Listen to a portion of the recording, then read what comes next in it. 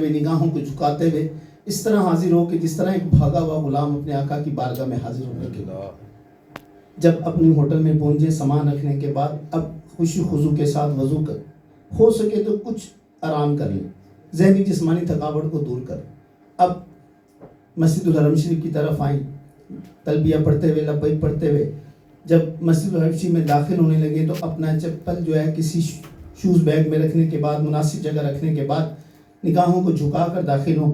حدیث مبارکہ میں ہے کہ جب کعبۃ اللہ شریف پر آپ کی پہلی نگاہ پڑے گی جو دعا مانگیں گے آپ کی دعا قبول ہوگی۔ مسجد میں داخل ہونے کی دعا پڑھیں، نگاہوں کو جھکا کر اب آپ چلیں گے، نیچے کچھ اترنے کے بعد مطاف میں پہنچ کر سائڈ پر راستے سے ایک سائڈ پر ہو کر بسم اللہ شریف پڑھ کر درود شریف پڑھ کر کعبۃ اللہ شریف کو دیکھنے کی دعا ہے، لا الہ الا اللہ واللہ اکبر 3 بار پڑھ کر دعا اب درود شریف پڑھ کر اب آپ دعا مانگیں، انشاءاللہ جو دعائیں مانگیں گے آپ کی دعائیں قبول ہوں۔ کتاب میں لکھا ہے کہ اگر یہ دعا مانگ لی جائے، یا اللہ میں تیری بارگاہ میں جب بھی دعا مانگوں جو میرے لیے بہتر ہے وہ قبول ہو جائے۔ اب پاکستان میں بھی آگے دعائیں مانگیں گے تو آپ کی دعائیں جنت میں بلا حساب و کتاب داخلے کے لیے دعا مانگیں۔ جب خوشی خضو کے ساتھ دعا مانگ لیں، کعبۃ اللہ شریف کی زیارت کریں، اب آپ گرین لائٹ حجر اسود کے سامنے آ جائیں۔ سب سے پہلا کام لبیک پڑھنا موقوف کر دیں، دایاں کندھا کھلا کر لیں، استبا کر نیت کر لیں، یا اللہ میں طواف کا ارادہ کرتا ہوں، میرے لیے احسان کا اس کو ادا کرنے میں میری مدد فرما، میری طرف سے قبول فرما۔ اپنا دونوں ہاتھوں کی ہتھیلیاں چہرہ سینہ قبلہ رو کر کے حجر اسود کو استلام کریں، دعا پڑھیں، بسم اللہ والحمد للہ واللہ اکبر والصلاۃ والسلام علی رسول اللہ 3 بار۔ کتنی بار؟ 3 بار۔ اب دیوانہ وار پروانہ وار طواف شروع کریں۔ کعبۃ اللہ شریف آپ کے دل کی طرف ہوگا، کس طرف ہوگا؟ دل کی طرف ہوگا۔ اب تیسرا کلمہ سبحان اللہ والحمد للہ ولا الہ الا اللہ واللہ اکبر ولا حول ولا قوۃ الا باللہ العلی العظیم، آپ تیسرا کلمہ پڑھتے ہوئے طواف شروع کریں گے۔ پہلے 3 چکروں میں رمل کریں گے۔ کیا کریں گے؟ تھوڑا سا سینہ نکال کر اکڑ کر آپ چلتے ہوئے رمل کریں گے۔ جگہ کم ہے، جگہ کم ہے تو میں اب چلیں آپ ماشاءاللہ ہمارے عبید مدنی صاحب ماشاءاللہ حاجی ہیں، حج کر آئے ہیں، اللہ ان کو برکت عطا فرمائے۔ اب آپ نے جب ویسے زمین پر اکڑ کر چلنے سے منع فرمایا، لیکن یہاں سنت ہے، یہاں کیا ہے؟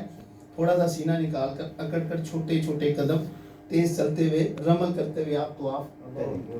جب آپ تیسرا کلمہ پڑھتے ہوئے رکن اسود سے آپ شروع کریں گے، اب آپ دروازہ کعبہ، مقام ابراہیم، رکن عراقی، حتیم، رکن شامی، جب آپ رکن یمانی کے پاس سے گزریں گے، اللہم ربنا آتنا فی الدنیا حسنۃ فی الآخرۃ حسنۃ وقنا عذاب النار، آپ دعا مانگتے مانگتے رکن اسود کی طرف آئیں گے، پھر اپنا سینہ چہرہ حجر اسود کی طرف کر کے استلام کریں گے۔ کتنے چکر ہو گئے آپ کے؟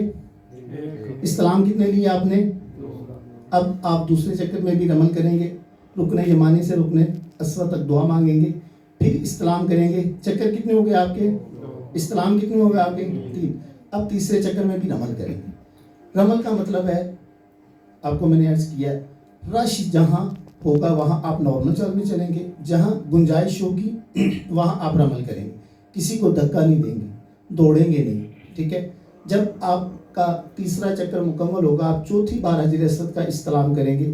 اب آپ نے چوتھے چکر میں رمل نہیں کرنا، چاہے جگہ ہو یا نہ ہو، چوتھا چکر آپ نارمل چال میں چلتے چلتے مکمل کریں گے، 5واں استلام کریں گے، 5واں چکر مکمل کریں گے، 6واں استلام کریں گے، 6واں چکر مکمل کریں گے، 7واں۔ اب 7واں اور آخری چکر جب آپ مکمل کریں گے تو 8ویں دفعہ حجر اسود کا کیا کریں گے آپ؟ استلام کرنے کے بعد جو دایاں کندھا آپ نے کھلا کیا تھا، استبا کی تھی، دائیں کندھے کے اوپر سے چادر لے لیں گے۔ اب مقام ابراہیم کے پاس پیچھے مطاف کے کنارے جا کر آپ راستے میں نہیں، ایک سائڈ پر ہو کر 2 رکعت واجب الطواف ادا کریں گے، ملتزم کے سامنے دعا مانگیں گے، پیچھے جا کے زمزم شریف پئیں گے۔ حدیث مبارکہ میں یہاں بھی دعا قبول ہوتی، زمزم شریف پینے کے بعد کھڑے ہو کر قبلہ رو خوب سیر ہو کے زمزم شریف پئیں گے، زمزم شریف پینے کے بعد دعا مانگیں گے، دعا مانگنے کے بعد پھر 9واں استلام کریں گے۔ صحیح کرنے سے پہلے کیا کریں گے؟ 9واں استلام کر کے پھر جہاں گرین لائٹ ہے اس کے پیچھے صفا پہاڑی پر آ کر قبلہ رو کھڑے ہو کے دعا مانگیں گے، یہاں بھی دعا قبول ہوتی ہے۔